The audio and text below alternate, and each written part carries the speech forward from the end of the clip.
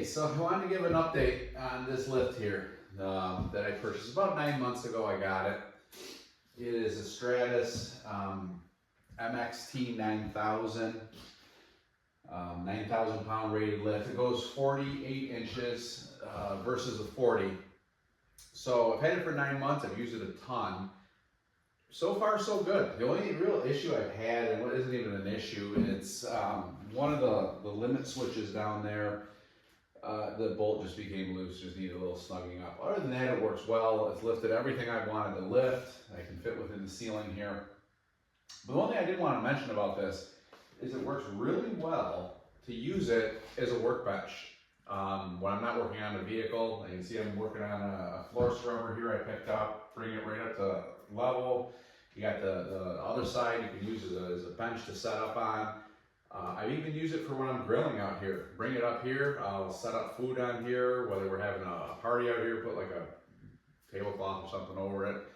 But this way it can be multifaceted, not just using it for that. It's a workbench. I use it for different things. But yeah, still like it. One of the comments I saw about the PLC controls that they have in there, yeah, I agree. It would seem to be way overkill, and being an overseas piece of equipment, I don't know how quality the PLC is in there.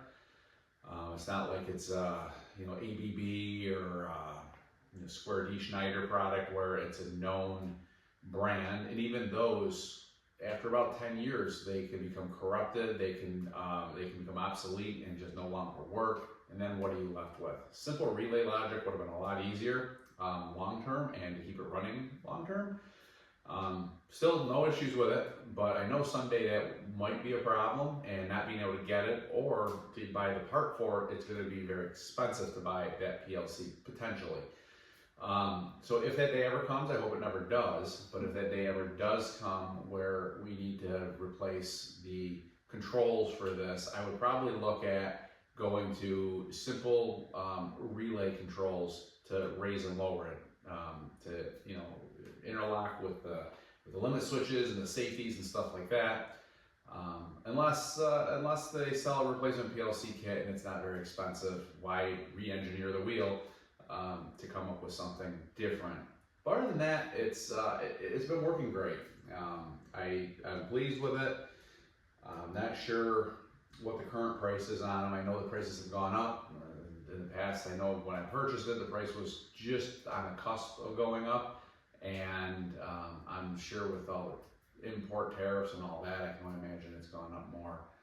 But if you're looking for a mid-rise scissor lift, I would recommend the 48. I'm 6'2", and if I'm under a vehicle, if I'm sitting like I've got a little short sitting creeper type chair, or even a folding chair, I can get underneath there and work. But I mean, I'm like this under the vehicle, but it sure beats the ramps, and it sure beats all of that laying on your back working on a vehicle. So still no complaints. Of course, if you have an option, you have 12-foot ceilings, you have a pole barn, you have whatever, I would spend the extra money and go towards probably a 4-post or a 2-post lift. 4-post is more safe, but that's a whole other debated conversation. But if you're restricted on ceilings, like my ceilings are 9'2", I can raise full lift. I can raise any compact car, regular car, Toyota Avalons, Toyota Corollas, Chevy Cruze I've worked on. All of them full height, no issue, full 48-inch rise on there. I have a Yukon that I can only go up about 3/4 of the way because that's a taller vehicle. Still though, beats the ramps, and without getting in here and modifying the trusses and doing all sorts of just wild, outrageous stuff to make it fit, this did seem like it's the easy button here to work. And someday, if I ever build a pole barn, I would probably replace this to a full-size lift, and whether that's a 2-post or 4-post, pros and cons with each of them. But this is a great lift. It's a great lift. There's other ones out there that are a little bit more economical than this one. I'm not familiar with them, so I don't want to say either way. One thing I did with this lift here is off of Amazon, I bought 18-inch wide, I guess you call it, it's like an anti-slip self-stick. It came in a roll, wasn't overly expensive. My concern is that you have the diamond plate here that gives you some traction on both sides of the ramps, but on here it's just flat painted steel, powder coated, I'm assuming. And it was a little bit slick on there. So I bought this 18-inch wide, like I said, it's like 30-foot long roll, and I put that down. Didn't know how well it would last, especially being, just a $30 roll of anti-slip material that was this size coming off of Amazon, but it's held up. I mean, it's not torn. It's still got some good traction to it. So that's one thing I would do. Just because if you're under a vehicle and you have a puck sitting on there and you're wrenching hard, last thing you want to do is have it start to slip or slide on you.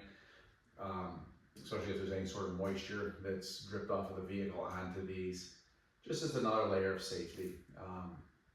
Not a bad thing. As for transport, what I did with that, I'll grab one here. On mine, I think that their welding was a little bit off with the tabs that they put down there that these wheels lock into. And the idea is that when the ramp is all the way down, it pushes the wheel down and lifts the whole thing up off the ground for your rear two wheels. And then in the front, there's a single wheel that you use a little dolly to pull it around. And if you're trying to make sharp corners, the dolly wants to start to tip. It's kind of a pain, but I really don't move it much in the summertime when the cars are parked outside.